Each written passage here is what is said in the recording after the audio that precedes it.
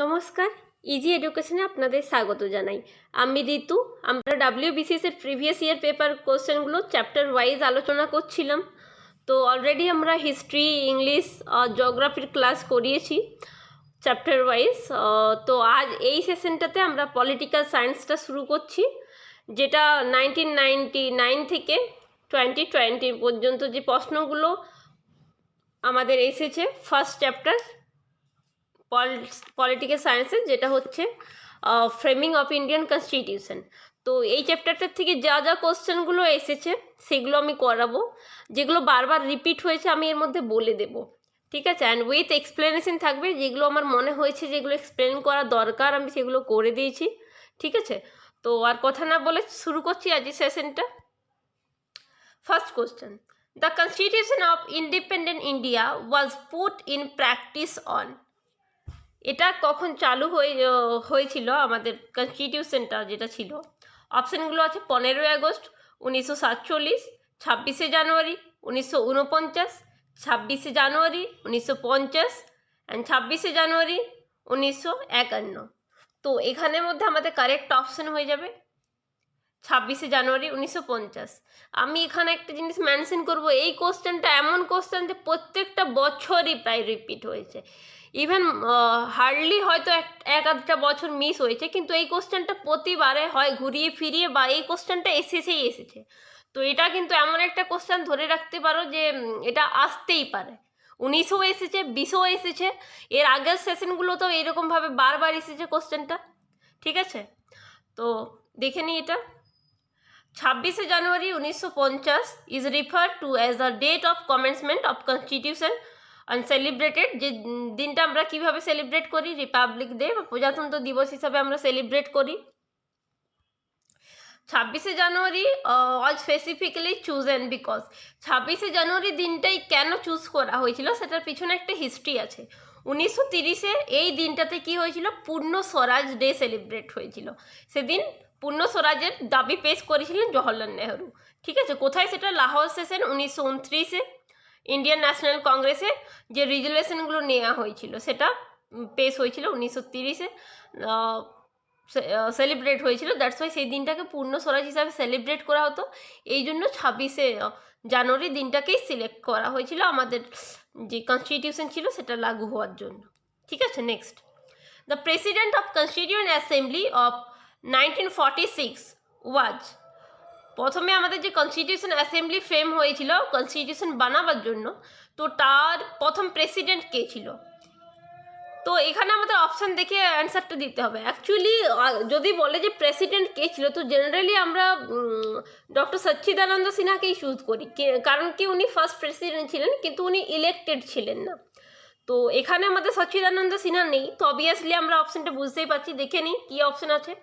Option A doctor Rajendra Prasad, option B Jawaharlal Nehru, option C Vallabhbhai Patel, option D Maulana Kalam Azad.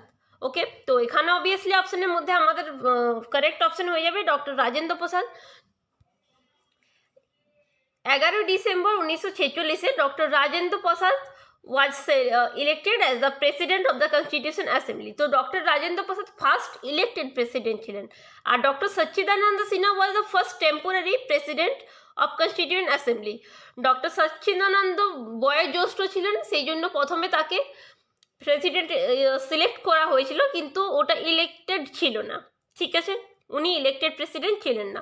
তো তাই যদি অপশানে থাকে যে প্রথম প্রেসিডেন্ট আর সচ্চিদানন্দ সিনহা থাকে, তাহলে অবভিয়াসলি সচ্চিদানন্দ সিনহা হবে।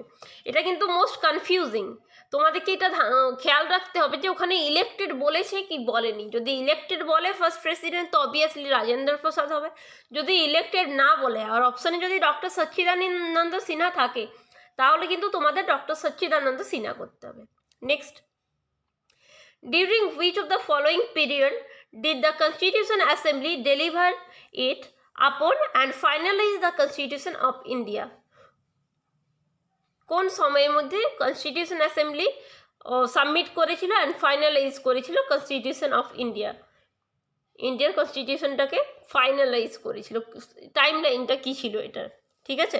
অপশানগুলো হচ্ছে নভেম্বর 1946 থেকে নভেম্বর 1949, নভেম্বর 1947 থেকে নভেম্বর 1949, অপশন সি ডিসেম্বর 1946 টু নভেম্বর 1946, আর অপশন ডি আছে ডিসেম্বর 1947 টু নভেম্বর 1949। তো এখানে আমাদের কারেক্ট অপশন হয়ে যাবে অপশন সি, যেটা হচ্ছে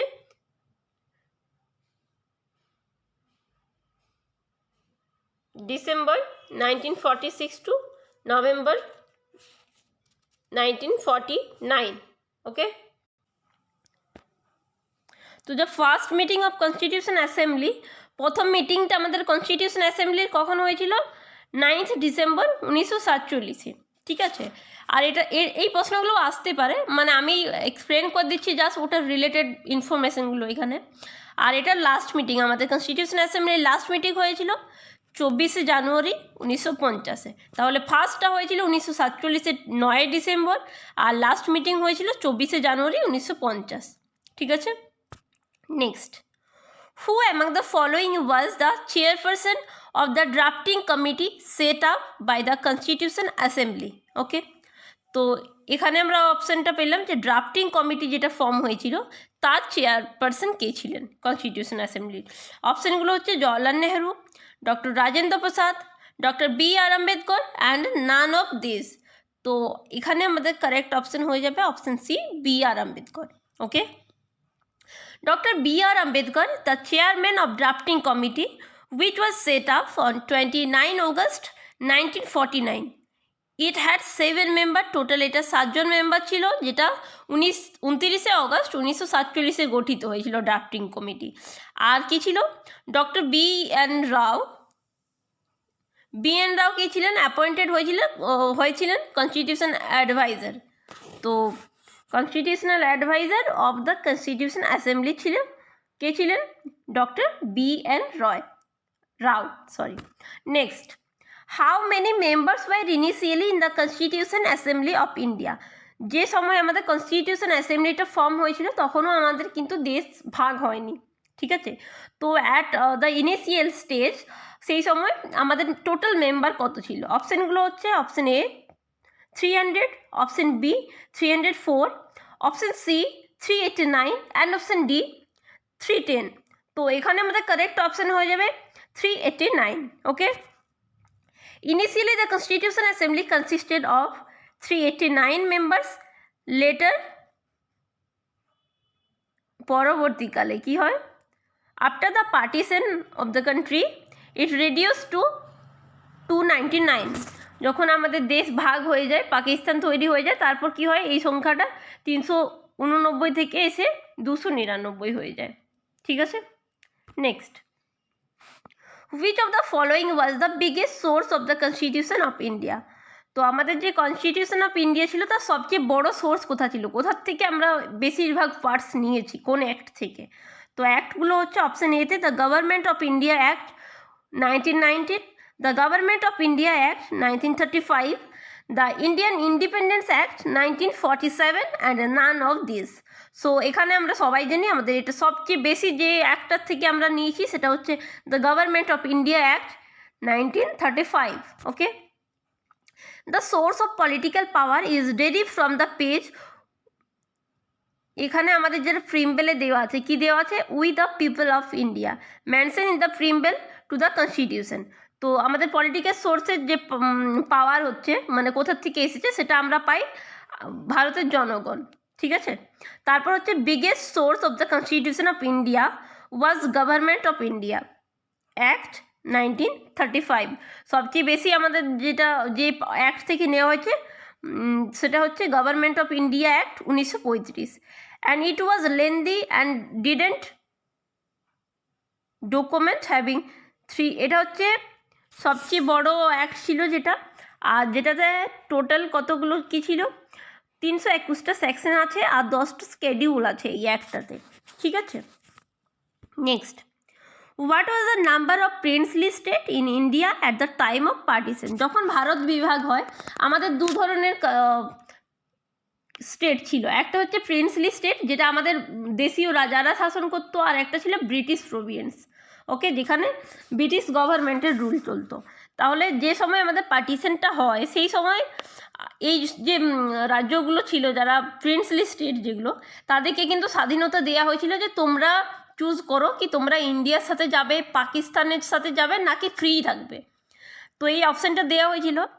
তারপর তো এখানে যে অপশানটা মানে কতগুলো স্টেট ছিল টোটাল, সেই কোশ্চেনটা এখানে করা হয়েছে। অপশান এতে আছে 555, 558, 560 আর 562। তো এটা আমরা জানি, আমরা যদি বল্লভভাই প্যাটেল পড়েছি সেই সময়টাতে আমরা এটা পেয়েছি অপশানটা 562, 562। ওকে, তারপর কী হয়েছিল, আমাদের first home minister doctor Vallabhbhai Patel কী করেছিলেন, সেগুলোকে একত্রিত করেছিলেন ভারতের সাথে। Next, the constitution of India established a parliamentary system of government following the pattern of, আমাদের যেটা কনস্টিটিউশন অফ ইন্ডিয়া তৈরি হয়েছিল পার্লামেন্টারি সিস্টেম, সেটা কার অনুকরণে তৈরি হয়েছিল। তো অবভিয়াসলি এটা আমাদের জন্য তো আই থিঙ্ক অনেকেই আমরা জানি। অপশান এ হচ্ছে France, option B Britain, option C Canada, option D Sweden. তো এটা আমরা নিয়েছিলাম ব্রিটেন থেকে। আর এই জন্য এটাকে আমাদের যে পার্লামেন্টারি সিস্টেমটা, এটাকে আমরা কি বলি, the parliamentary system is borrowed from Britain. The parliamentary system is also known as the Westminster model of government.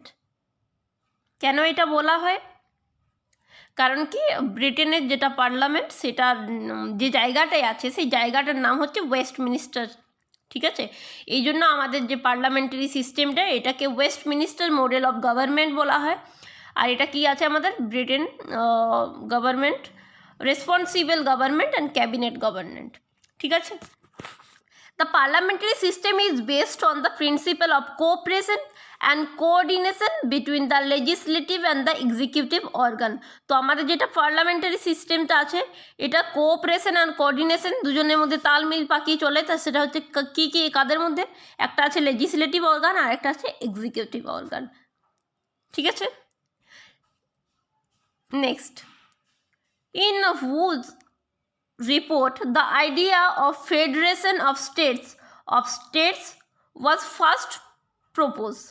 তো কার রিপোর্টে ছিল, কার রিপোর্টের এটা আইডিয়া ছিল যে আমাদের যেটা ফেডারেশন অফ স্টেটস সেটা ফার্স্ট প্রপোজ করা হয়েছিল। অপশানগুলো হচ্ছে A doctor Rajagopalachari, option B Sarat Bose, option C Motilal Nehru আর অপশান ডি শ্যামাপ্রসাদ মুখার্জি।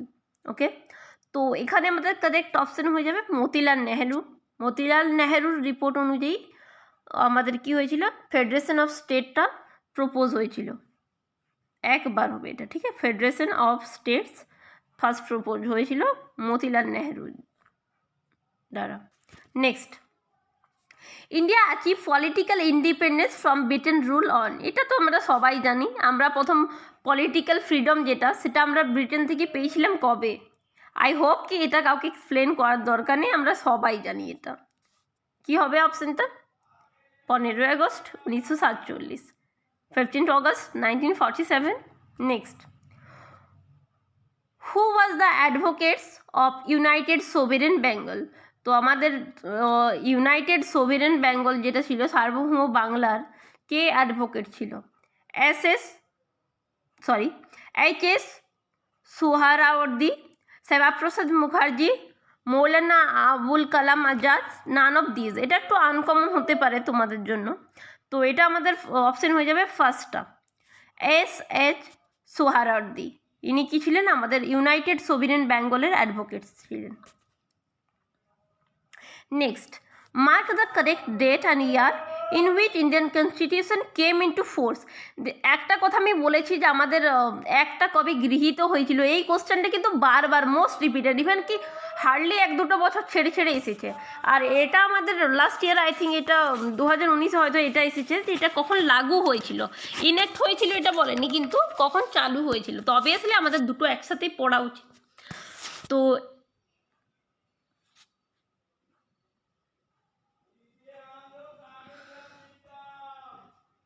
আচ্ছা, এখানে আমার অপশানটা মনে হচ্ছে ভুল হয়ে গেছে, এক সেকেন্ড। হ্যাঁ, তো অপশানগুলো আছে 15 আগস্ট 1947, 24 জুলাই 1948, আর 20 জানুয়ারি 1950, আর অপশান ডিতে আমাদের হবে 26 জানুয়ারি 1950।